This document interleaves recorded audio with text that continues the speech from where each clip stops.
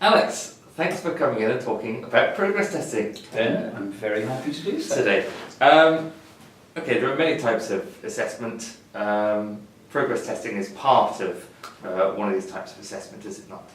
Well, traditionally there are three main veins of assessment, and that would be proficiency, diagnostic and progress. There are others actually, things like research testing and so on, but they would be the three sort of main reasons why you would have an English test. So proficiency, well, where are you at? So this is usually a proficiency test to say this is the level I am at, and that is often a high stakes exam or an exam to prove my level to get into something or do something else, or maybe I've completed a course or so on.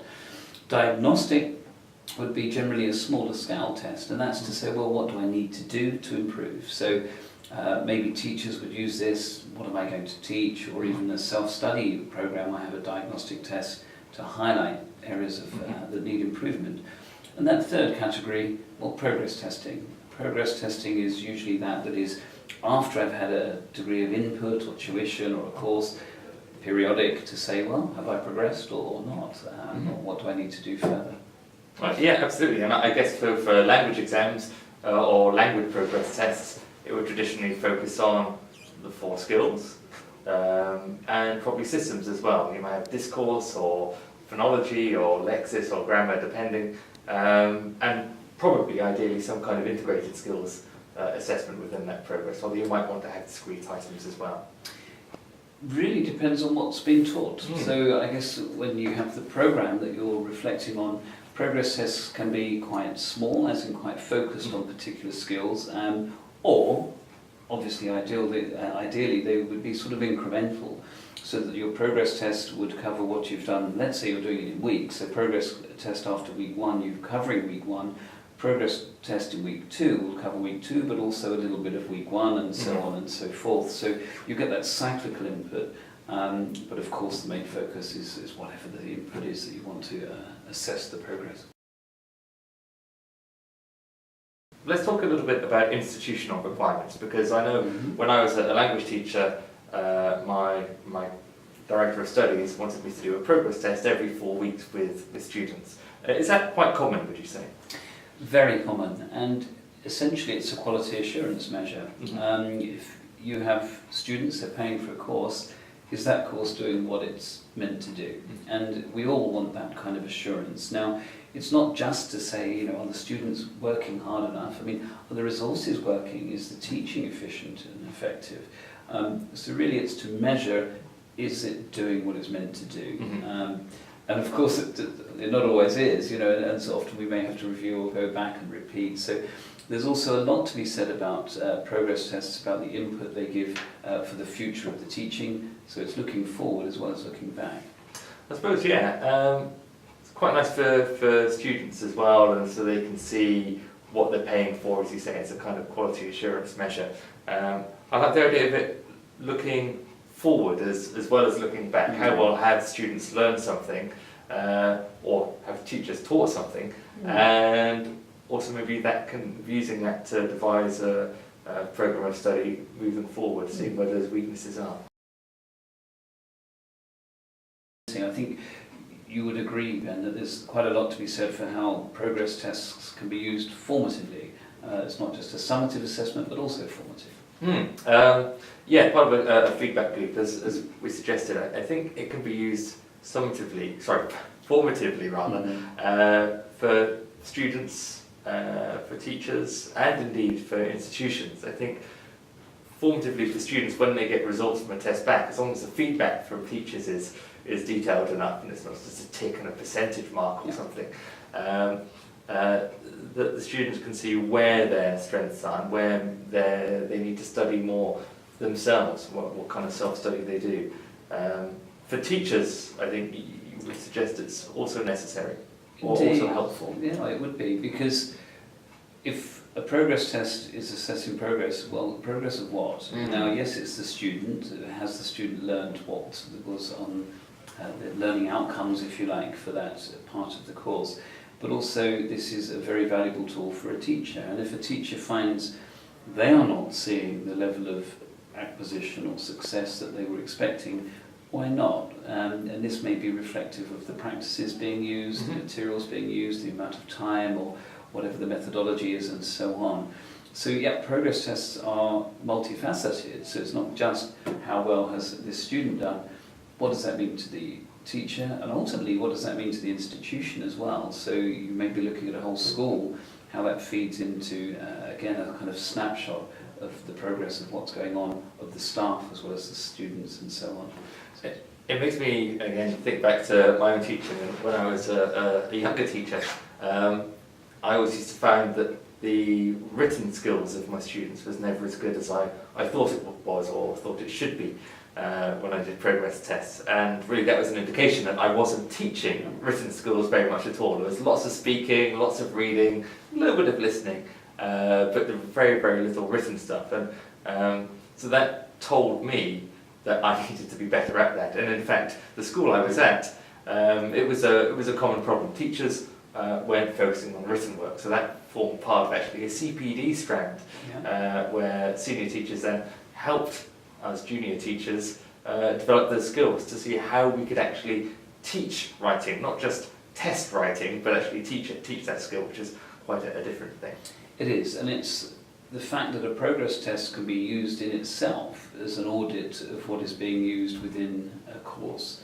So actually, progress tests, if you look at what's in them, give you an indication, obviously, of what's been covered. So therefore, that will give you an indication of what teaching has been going on as well. So it's about using them as an indicator of ticking the right boxes. And we know, evidence tells us, that teachers test and teach what they like, and actually they will avoid the things they don't like. And exactly right, we see a huge shortage in testing with writing items because teachers prefer to do something on phonology, for example. So it's a good litmus, a good test of what's being taught.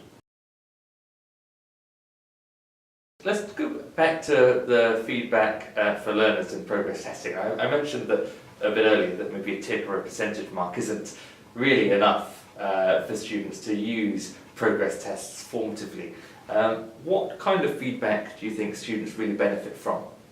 Well, again, there's lots of research on this, and we can look at what students use to facilitate their learning. And if we give just grades or marks, and if we give comments and constructive feedback, which of those do you think would be more effective? And interestingly, if we have just grades, or if we have just comments, or if we have both, you may be asked, well, which is the one that's going to facilitate learning the most? You might be surprised which one it is. It's just comments.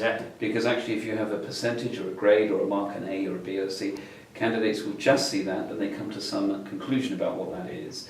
Whereas if they just have comments, they become quite frustrated actually, and they want the grade, but they will read the comments and reflect on it. If they have both the grade and the comments, actually research tells us they'll just look at the grade and ignore the comments. So it's the comments alone. Now that research tells us something about how we should be feeding back on these progress tests. And it shows us that if we have constructive feedback that illustrates what's been done well, and also what needs to be done more, that's the feedback that's going to help. And we call it medal and mission. There's a medal, that's what you've done well, here's your mission where you can take it further. And that's the feedback in comments that actually we know works.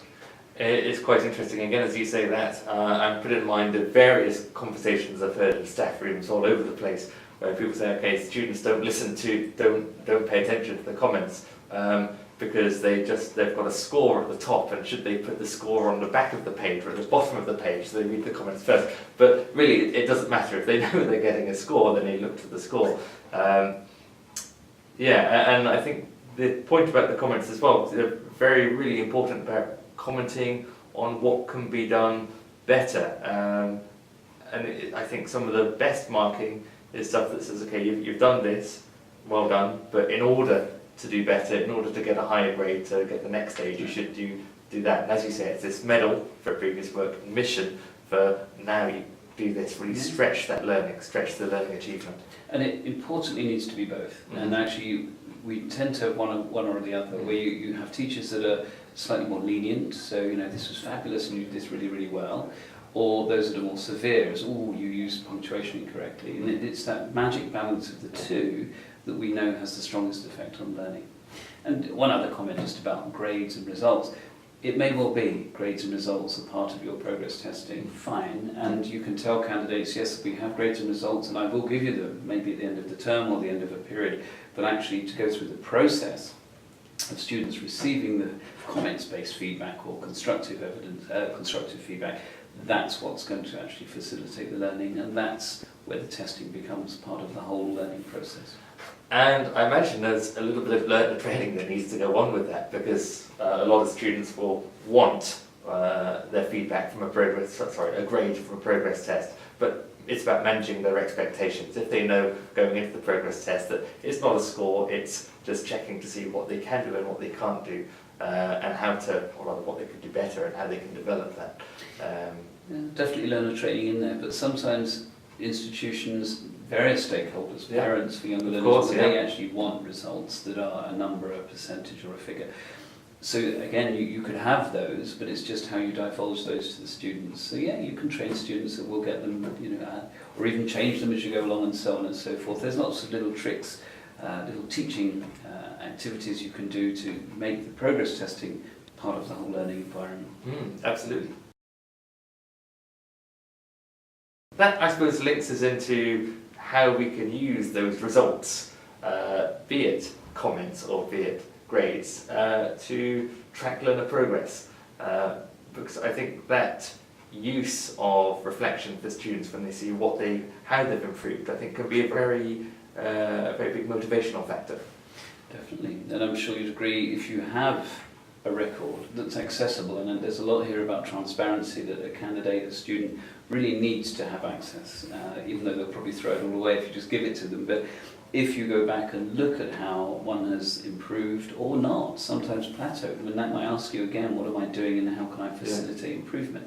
So tracking that progress actually becomes an important part of the whole procedure of progress testing, and it's important the candidate, the student, is able to compare that, and we may talk about ipsative development and testing as well. This is then also, of course, when you begin to look at diagnostic testing as to where I need to go next, but overall there's a lot in there. All right, Alex, thanks very much. Ben, thank you very much.